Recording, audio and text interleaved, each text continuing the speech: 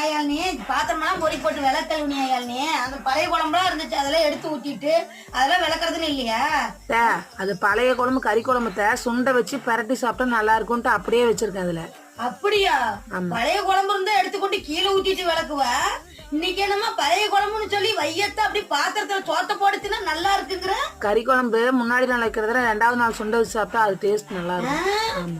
என்ன ராக ஏனிக்கு வேலைக்கு போறியா?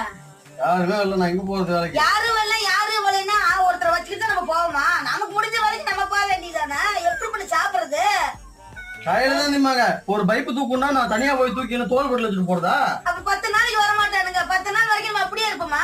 நீ என் கூட வேலைக்கு வா, என் முன்னாடி ஒரு பக்கம் வேலைக்கு கூப்பிடுறேன், நீ வா, 2 பக்கம் பிடிப்போம். வேலைக்கு போ பசங்க இருந்தாலும் வேலைக்கு போறது. அப்பனா 10 நாள் வரைக்கும் அவனுக்கு வர மாட்டானுங்க. அன்ன வரைக்கும் நம்ம வீட்டுல பூனை படுத்துக்கு தெரியுமா? வேலைக்கு போலன்னா நானும் சும்மா வீட்டுல ஒண்ணு வெட்டியா உட்காந்துக்கிறேன்.